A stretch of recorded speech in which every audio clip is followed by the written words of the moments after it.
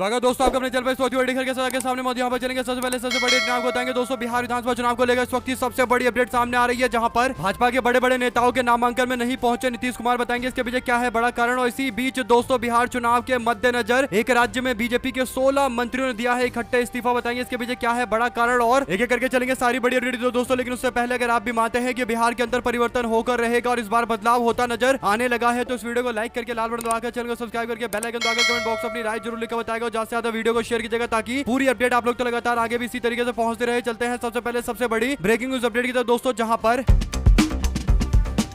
बिहार के विधानसभा चुनाव को लेकर तैयारियां चल रही थी दोस्तों। लेकिन इस बीच खबर ऐसी सामने आती है जिससे लग रहा है कि अब भारतीय जनता पार्टी के सबसे मजबूत गढ़ कहे जाने वाले गुजरात के अंदर मंत्रियों और नेताओं की नाराजगी दूर करने के लिए बीजेपी को इस हद तक जाना पड़ा है कि अपने 16 मंत्रियों के इस्तीफे लिए हैं दोस्तों। आपको बता दें कि गुजरात के मुख्यमंत्री भूपेंद्र पटेल को छोड़कर भारतीय जनता पार्टी के 16 मंत्रियों ने एक साथ अपना इस्तीफा दे दिया है। जो जानकारी मीडिया में छपी है उसके अनुसार बिहार चुनाव के मद्देनजर गुजरात में बढ़ रहे आक्रोश को लेकर, खासकर जब से राहुल गांधी ने गुजरात में अपना टारगेट बनाया है कि वो गुजरात के इलेक्शन को 2027 में जीत कर रहेंगे, तब से इतनी ज्यादा दबाव में है भारतीय जनता पार्टी दोस्तों कि अपने सारे मंत्रियों के इस्तीफे ले लिए गए हैं। और 16 मंत्रियों के इकट्ठे इस्तीफे से पता चल रहा है कि गुजरात में बीजेपी की सरकार सही से काम नहीं कर रही और कहीं ना कहीं नरेंद्र मोदी और बीजेपी के लोग भी इस बात को मानने को तैयार है। शायद यही बड़ा कारण है कि अब मंत्रियों के इस्तीफे लिए गए हैं। अगर आप भी मानते हैं कि चाहे कितना इस्तीफा करवा ले, सरकार को पूरी तरीके से बदल डाले, लेकिन अंततोगत्वा सच्चाई यह है कि पिछले 30 साल से गुजरात में बीजेपी की सरकार है और विकास के नाम पर केवल लोगों को झुंझुना पकड़ाया गया और इसीलिए लोगों में एक नाराजगी है। और इसका पहला फैसला बिहार में होगा, जहां 20 साल पुरानी भाजपा सरकार को टाटा अलविदा बाय बाय बोलने के लिए लोग तैयार है दोस्तों। दो शब्द जरूर लिखकर बताएगा और ज्यादा से ज्यादा वीडियो को शेयर कीजिएगा। चलते हैं एक और अपडेट की तरफ, जहां पर बिहार के अंदर भारतीय जनता पार्टी और उसके सहयोगी पार्टियों के बीच में चल रहे अंदरूनी कलेश को लेकर एक बड़ी जानकारी सामने आई है दोस्तों। विजय सिन्हा अपने क्षेत्र में नामांकन दाखिल करने के लिए गए थे। आपको बता दें कि नामांकन के लिए विजय सिन्हा कोशिश कर रहे थे कि उनके समर्थन में भारी भीड़ हो दोस्तों। और नामांकन के टाइम की तस्वीर सामने आई तो पता चला कि इसमें बिहार के deputy CM Bharatiya Janata party के नेता सम्राट चौधरी मौजूद है। उनके साथ में दिल्ली की मुख्यमंत्री रेखा गुप्ता मौजूद है दोस्तों। लेकिन दूर दूर तक कहीं भी नीतीश कुमार दिखाई नहीं दे रहे और कहीं भी उनके अन्य सहयोगी वरिष्ठ नेता चाहे जीतन राम मांझी हो या उपेंद्र कुशवाहा या चिराग पासवान के लोग नजर नहीं आ रहे। और बड़े नेताओं को यहाँ पर होना चाहिए था, क्योंकि एनडीए गठबंधन का उप मुख्यमंत्री अपने चुनाव लड़ने के लिए नामांकन दाखिल कर रहा है। लेकिन यहाँ पर किसी बड़े नेता की मौजूदगी नहीं होने से पता चल रहा है कि एनडीए गठबंधन में सीट बंटवारा अभी केवल ढकोसलेबाजी है। वास्तविकता में कहीं पर कोई भी सीट बंटवारे का असर होता दिखाई नहीं दे रहा। एक एक सीट से 6-6 लोगों को चुनाव लड़वाए जा रहे हैं। दो शब्द जरूर लिखकर बताएगा दोस्तों, ज्यादा से ज्यादा वीडियो को शेयर कीजिएगा। चलते हैं एक और अपडेट की तरफ, जहां पर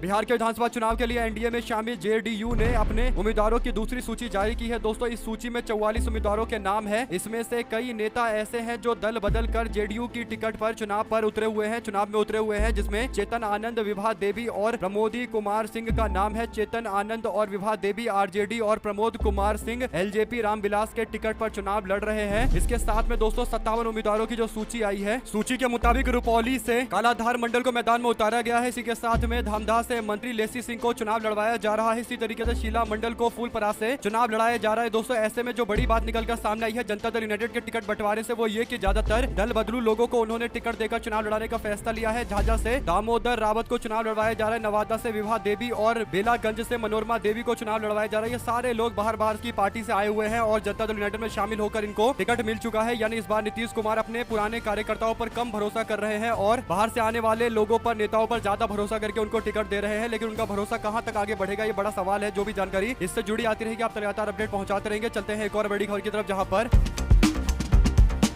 एनडीए उम्मीदवारों की लिस्ट में सिर्फ 4 प्रत्याशी ऐसे हैं दोस्तों जो मुस्लिम समुदाय से आते हैं। वो भी जनता दल यूनाइटेड 4 प्रत्याशी उतारने जा रही है। यानी अगर आप देखेंगे तो 243 सीटों में से एनडीए गठबंधन को केवल 4 ऐसे प्रत्याशी मिले जो मुस्लिम समाज से आते हैं। यानी 243 सीटों में से 4 यानी दोस्तों 1% या उससे थोड़ा सा ज्यादा है। यानी कह सकते हैं कि 2% से कम टिकट दिए गए हैं मुस्लिम समाज के लोगों को। यानी जिस राज्य के अंदर मुस्लिम आबादी लगभग 20% के आसपास है, वहाँ पर सीट बंटवारे में एनडीए गठबंधन वालों ने केवल 4 सीटें दी है। और इससे पता चलता है कि ये जो 4 सीटें दी गई है, ये भी इनके पास मजबूरी होगी, वरना ये 4 सीटें भी नहीं देते। क्योंकि ये जो 4 सीटें हैं, इसमें से 3 सीटें ऐसी है जो सीमांचल क्षेत्र की है दोस्तों, जहां पर मेजॉरिटी मुस्लिम आबादी है और इनके पास मजबूरी है कि टिकट देना ही पड़ेगा। इस पूरे मामले पर लोगों ने कहा कि इसी से पता चलता है कि देश में सबका साथ सबका विकास के जो दावे हैं उसकी क्या आखिरकार वास्तविकता है। अगर आप भी मानते हैं कि इसीलिए वक्फ कानून को लेकर जो मुस्लिम समाज में नाराजगी है वो और ज्यादा बढ़ने वाली है और अब टिकट बंटवारे के बाद जो थोड़ा बहुत जनता दल यूनाइटेड के प्रति लोगों का रुझान, खासकर उन लोगों का रुझान था, जिन्हें नीतीश सरकार में थोड़ा बहुत फायदा मिला था, वो भी पूरी तरीके से पलट जाएंगे दोस्तों। और वो भी कहीं ना कहीं समझ चुके हैं कि उनके लिए अब जनता दल यूनाइटेड या नीतीश कुमार की पार्टी कुछ भी नहीं है। 2 शब्द जरूर लिखकर बताइएगा दोस्तों। चलते हैं एक और बड़ी अपडेट की तरफ, जहां पर विधायकों के फर्जी सिग्नेचर कराकर राज्यसभा की सीट पर हड़कंप मचाने की कोशिश की जा रही थी। ये खबर उस व्यक्ति की है दोस्तों जिसका नाम पंजाब में आजकल काफी ज्यादा चर्चा में है। दरअसल ये व्यक्ति नवनीत चतुर्वेदी है, जिसने एक फेक सिग्नेचर की कॉपी लेकर जाकर राज्यसभा के चुनाव को लेकर अपने उम्मीदवारी दाखिल कर दी। दोस्तों आपको बता दें कि ऐसा हुआ कि पंजाब के अंदर राज्यसभा के इलेक्शन होने वाले और आम आदमी पार्टी के पास प्रचंड तरीके का बहुमत है, यानी किसी और पार्टी के नेता के जीतने की कोई संभावना नहीं है। लेकिन इसके बावजूद नवनीत चतुर्वेदी नाम के इस व्यक्ति ने एक फर्जी पत्र बनाया दोस्तों। उस पत्र पर 10 विधायकों के गलत साइन करवाए और जाकर नॉमिनेशन फाइल कर दिया गया राज्यसभा चुनाव लड़ने के लिए। लेकिन बाद में जब पता चला कि आम आदमी पार्टी के विधायकों ने तो कोई सिग्नेचर नहीं किया था, ये तो गलत तरीके से प्रसारित किया जा रहा है, तो इस मामले पर आम आदमी पार्टी की पंजाब पुलिस ने कार्रवाई करते हुए चंडीगढ़ से नवनीत चतुर्वेदी को गिरफ्तार किया। आपको बता दें कि नवनीत चतुर्वेदी को बचाने के लिए चंडीगढ़ की पुलिस सामने आई, लेकिन पंजाब पुलिस ने जबरदस्ती करके जैसे तैसे उसको गिरफ्तार करवाया। दोस्तों सवाल ये उठ रहा था कि आखिर चंडीगढ़ में उसको बचाने के लिए किन लोगों ने पुलिस वालों को भेजा था, क्योंकि चंडीगढ़ केंद्र शासित प्रदेश है और यहाँ पर डायरेक्ट कंट्रोल बीजेपी के लेफ्टिनेंट गवर्नर का है। अब इस पर आम आदमी पार्टी के नेता मनीष सिसोदिया बोले, कहा विधायकों के फर्जी सिग्नेचर कराकर राज्यसभा सीट चुराने की बीजेपी की कोशिश नाकाम हो गई है। 2 दिन तक बीजेपी ने चंडीगढ़ के जरिए जो नाटक कराया वो पूरी तरीके से सिस्टम का मजाक है। फर्जी सिग्नेचर करने वाले को बचाने के लिए चंडीगढ़ पुलिस की पूरी ताकत झोंक दी गई, उसे थाने में सुरक्षित रखा गया। लेकिन सत्यमेव जयते फर्जी सिग्नेचर वाले नेताजी अब पंजाब पुलिस की गिरफ्त में है। और मैं सोच रहा हूँ कि ये पूरे ड्रामे में वोट चोर सीट चोर पार्टी को आखिर मिला क्या, यानी खुद ही अपनी बेइज्जती करवा ली गई। आम आदमी पार्टी के पास मेजॉरिटी है, इसके बावजूद तीसरे व्यक्ति को भेजकर स्थिति को बदलने की कोशिश की जा रही थी, लेकिन मामला एकदम उल्टा पड़ा दोस्तों। और बीजेपी की ही जमकर किरकिरी हो गई, क्योंकि मामला चंडीगढ़ पुलिस से जुड़ा हुआ है। चंडीगढ़ का डायरेक्ट कंट्रोल बीजेपी के लेफ्टिनेंट गवर्नर के हाथ में है। चलते हैं एक और अपडेट की तरफ, जिसमें